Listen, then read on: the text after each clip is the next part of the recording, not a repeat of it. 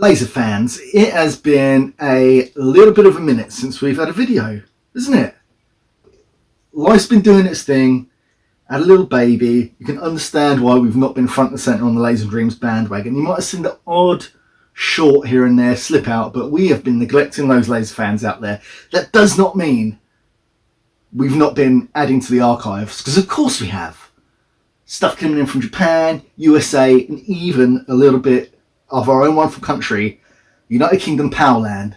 We're getting towards, like, are we in spring or summer now? Suddenly that heat's come on and it's like, it's all over you. I can't stand it. So excuse me if I start to sweat a little bit profusely, because it's absolutely boiling up here. But that doesn't mean we can't show you a couple of the discs that we picked up recently. When I say recently, these probably go back the best part of a year. But we haven't seen them. We just want to share a couple of them. So this one I've been on the lookout for a while. Based mainly on the artwork. I've never seen it before. I know it was a big hit in America. I can remember my uncle having a copied VHS of it on his shelves. My Uncle Steve, big respect, video pirate in the 80s. That was our sort of gateway to watching new movies. Yeah, and I'm sure I saw some of the other House movies. I'm sure it's got some sequels, but I never saw this. But the artwork always intrigued me. It couldn't be any more 80s. This is House, I think it's called Goblin in Japan. It looks like you're on the Tron grid down here with this like severed skeletal hand. How grim is that? How absolutely fantastic is the artwork on that? See, I didn't know too much about it going in, and to be honest, if you were a kid and this is one of your first introductions to horror movies, I can understand how you liked it, but I was not that mad on it. The special effects are fantastic. It's basically about a boy that goes missing in the house. Wife blames the husband. Leads to their split up, etc. But then mysterious things start happening in the house, and it turns out the kid is elsewhere. But it was just a bit... The characters were cool. Like, the special effects were fantastic, makeup effects. But it was just a bit cheesy. It was a bit kooky in places, even a bit dull. Not mad on it, not the worst, but yeah, I can understand what it was cool if you saw it when you were younger. But for me, a bit of a pass. Not to worry. This one also, I mean, sorry to be a Debbie Downer. This one was not my favourite either, but the cover was fantastic. Look at this. This is Nightmares. So this is a horror anthology from the early to mid 80s. This one, that last disc we looked at, House, and also this one, both mono, analog audio. I think one of the things that people coming into Laserdisc kind of overlook is they're worried about having digital soundtracks. Don't worry about it, it doesn't matter. You can have great audio from the analog soundtracks on these old movies. They're still in great shape. You can get great pressings, great covers, great audio still, great picture on these old discs as well still. Of course you can. So don't worry about not having digital audio. As long as you've got the equipment to play the mono audio tracks, don't let that put you off, because there's great stuff out there. There is one fantastic one on here. They're a bit ropey, some of them. They're partially by, especially Lance Henriksen one on here. Here he is down here. He's like a preacher with like a crisis of faith. But these two are from The Bishop of Battle, starring Emilio Estevez.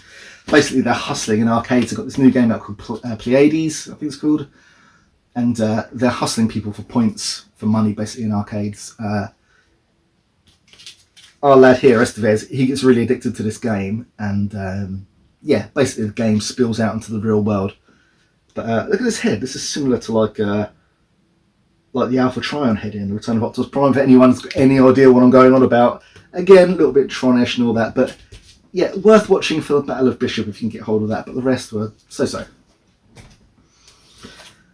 This one, however, is absolutely fantastic. This really surprised me. So this is Moving On in Time. Obviously, this has got digital audio.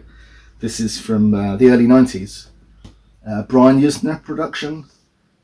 Jeff Coombs in it, of course, you know, often in things together. Necronomicon. So yeah, another horror anthology. This one... the stories are much richer than that last one. The special effects work is absolutely fantastic. So not a lot of CGI, if any. Practical effects, rubber masks, latex, the lot. Yeah, I won't spoil it too much. You should just check this one out because that's pretty cool.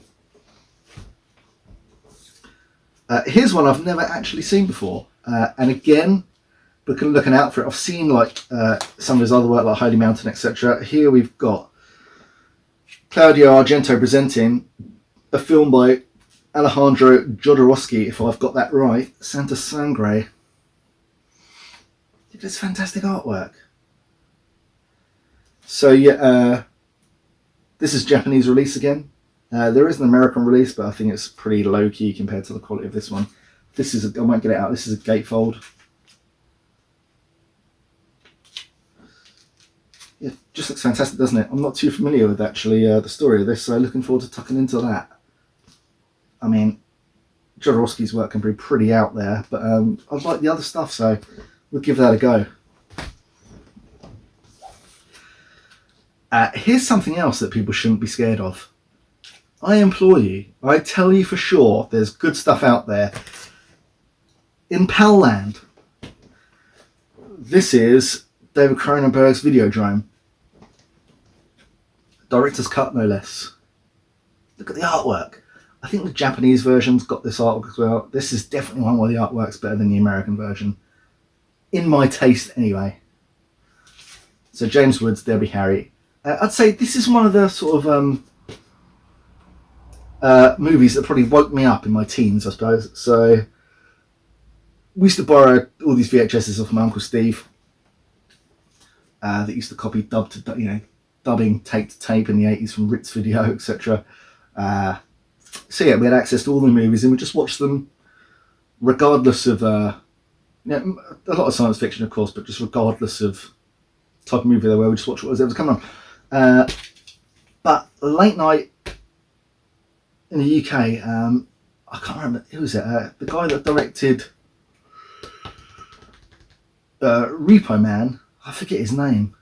But anyway, he started hosting this TV show, kind of curating movies on TV. So he'd come on, he'd tell you about the director, tell you about the movie. So you had a bit more curation going on with what you're about to explain, what you're about to watch to some extent. And one of those that came on was, I remember he had like Tetsuya the Iron Man was another one, but one of the ones was Scanners, Cronenberg, and also Videodrome. So yeah, I mean, I still love Cronenberg now, but when I was like a teen, I was like, this is my favourite. He's my favourite director. Love all his stuff.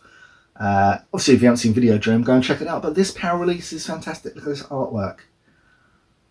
Don't be scared of those PAL discs. You know, there's fantastic stuff out there. And here we go. A big hitter for me, because I've been looking for this for years and years. Often very expensive. Snagged this for a few pounds from the land of the rising sun. This is one of my favourite bands of all time, The Cars Live.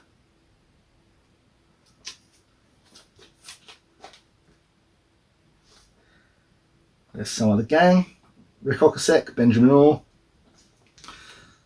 Some of the songs on here. Hello Again. Good Times Roll. Jimmy Jimmy, that is a Rick Ocasek solo one, I think. Moving in Stereo, Just What I Needed. One that's become one of my absolute favourite Cars hits. From one of their earliest albums, maybe the first album, Cruiser. Go and check that out. Off the Radar. The version on here is fucking superb as well, but there's loads of good versions on YouTube, including the original, but some live versions as well. Drive, yeah, you might think. Let's Go, Heartbeat City. I guess this is after Heartbeat City. I'm not sure what album this was in support. But yeah, quite an expensive disc usually, but snagged that for quids. So happy, fantastic, yeah. Just one of the best bands that ever were. Here we go, another one that's got fantastic artwork, also an analog audio disc. This is Let Sleeping Corpses Lie. Look at this artwork again. I mean, this is the thing. I mean, you like to watch your movies, but it is a big draw, isn't it? You can't get away from the fact that it's a massive draw, this kind of artwork. This has got a number of names for its different sort of regional releases. It's essentially a zombie movie set in the Lake District of Manchester in the UK. I guess the sort of niche here is that, excuse me, the zombies being resurrected. There's some kind of radio signal that's sort of activating their bodies. Yeah, this is. I'd not heard of it. I just saw the artwork and started sort of thought that looks cool. Read up on it, and lo and behold, fair 3.5 skulls on that one, I think.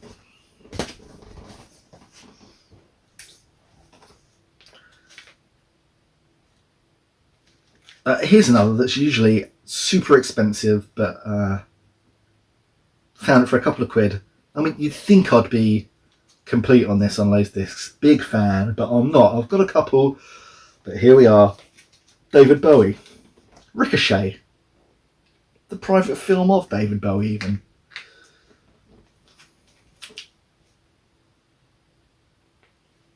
So this follows David Bowie. It must be 1983-ish. So it's off of, or maybe even 1984. It's off the back of Let's Dance on the Serious Moonlight tour. In Asia, I think he goes to Thailand, Hong Kong, maybe Malaysia, Singapore. Anyway, yeah, so it's like a number of vignettes following David Bowie around, going to places of cultural enrichment in these various places, interview segments, and also, most importantly, music segments. So Serious Moonlight's available on all formats. You know, every new format that comes out, they're really Serious Moonlight tour. A tour that's actually badly represented. I always thought the audio, or maybe it's the original masters, but the audio quality of the Serious Moonlight, in whatever version I've had it, has always been shit, to be honest, and a bit tinny. So it's cool that there's some excerpts on here that you don't get from the official releases of the tour. They're more like sort of to the side of the stage, different angles and stuff, different concerts. I mean, usually you get from like the Rose Bowl or the, was it Milton Keynes Bowl? Or maybe it's in like Sydney, one of the other releases. But anyway, if you like David Bowie, seek this out. I think it's actually available on YouTube for free if you want to watch it. I think it's on the Serious Moonlight, the most recent Serious Moonlight release, but Laserdisc, quite expensive, but cool nonetheless. It wasn't expensive. It can be.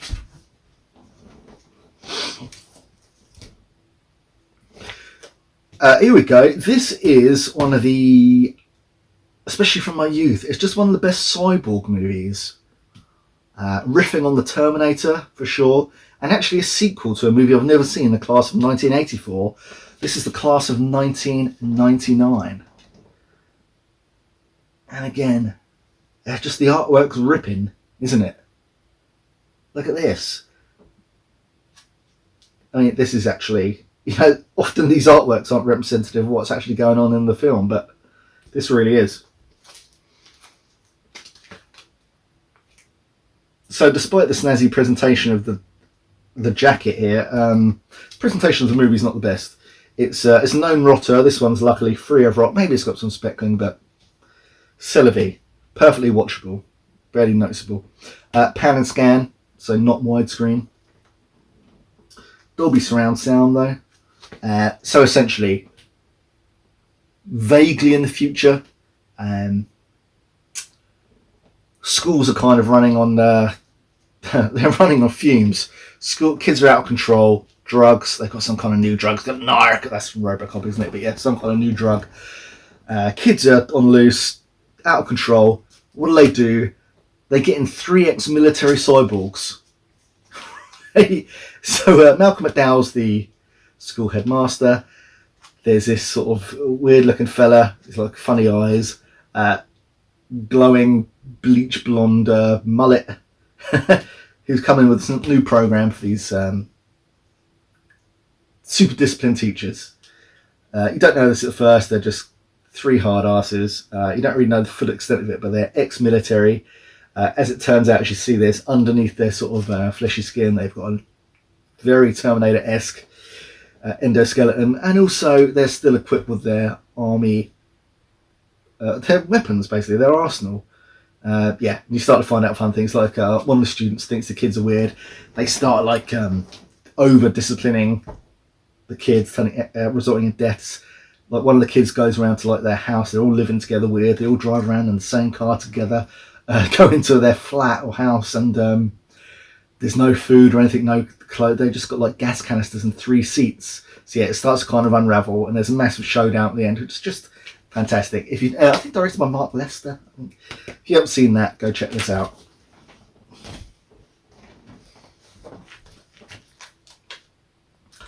Definitely an underrated movie, this one.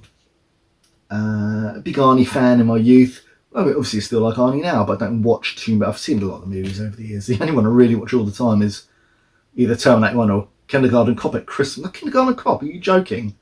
I did go and see that at the cinema. What I mean is Jingled All the Way at Christmas. This one's underrated though. This is actually a really cool movie about a guy that's been he's been struck off the FBI or CIA, and he's living as like a sheriff, and they need him to go in and they bring him back. If you do this for us, you can get your job back, kind of thing. Goes undercover with some gangland dudes.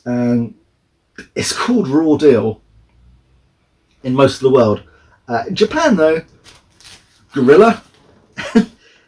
Like from a distance, this looks really cool. This sort of pink font. The quality of this artwork and cutout is terrible. It's like smeary, non-distinct. It's like been chopped out. What did they use? Atari ST to do this artwork? I don't know. But anyway, all the Arnie movies from the 80s, all the action ones, this one don't get talked about enough. It's dead. It is low key for sure, but it's dead cool, right? So for whatever reason you've never checked it out, do so.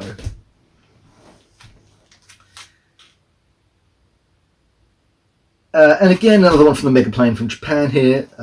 This one can be expensive as well. Not ridiculously expensive, but you know, we don't spend a lot of money here. We get what we can. We'll do what we can. This one, not a movie. This one is a real sort of shoulder flex for your surround sound system. It is Pioneer's digital sound DTS experience.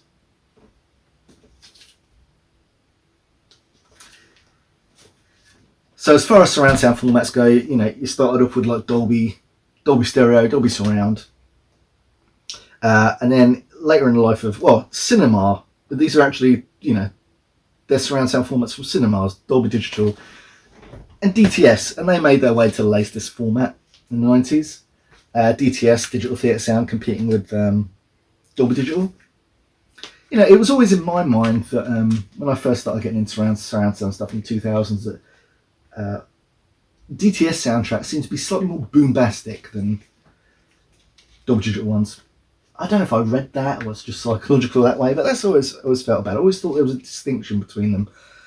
You know, maybe that's just me. I don't know if there's any factual stuff in that, but that's what I felt about it. But anyway, this is basically a test disc. So you've got some guys talking about the evolution of surround sound formats and what the DTS format is. I've also got this one here, the Dolby Digital experience. But no, what you're really after here are the surround sound experiences, one of a better word. So you've got various snippets that are designed. I mean, I'll tell you what, also the video quality on this is off the chain for a Laserdisc. For a composite video format, it just looks superb, some of the excerpts from here. One of the big boons that I actually wasn't aware of when I was getting this is that some of the segments here are in squeeze format. Now, if you're not familiar with what squeeze format is, let's just roll back and say that Laserdisc is essentially a 4:3 format. So it's not designed for widescreen televisions. However, from like the late 80s, a lot of the movies were in widescreen format, but letterboxed. So on a 4:3 television, you'd have a black bars, top and bottom, letterbox format, which is cool. It shows you all the image of the movie as, you know, intended. But as you move through 90s, widescreen televisions are becoming a bit more of a mainstay, come to the market. And that means that unless you zoom in your Laserdisc letterbox movies, you're left with a floating box that's got black bars left and right and top and bottom, so it's just floating in the middle of the screen. What Squeeze does, which actually renders them unwatchable on 4:3 televisions, is compress a widescreen image into the 4:3 frame. So when you put it on your widescreen television, you press the 16:9 button and it stretches it out and uses the entire resolution of the Laserdisc in a real widescreen presentation. And they look fantastic. They're among the best Laserdiscs you can get before you go to high definition quality wise.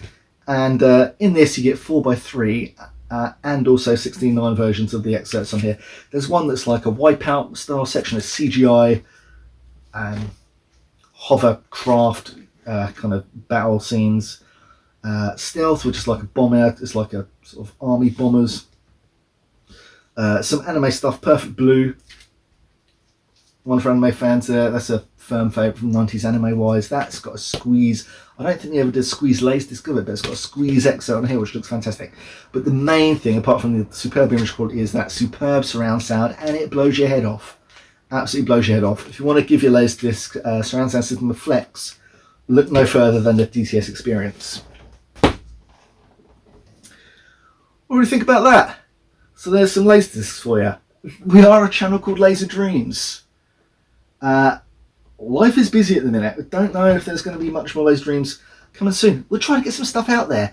There's plenty of things in here that are really exciting that we need to show you. Instead of these sort of slapdash look at some discs, there's exciting things out there. We hope to bring them to you soon. Just keep it rad.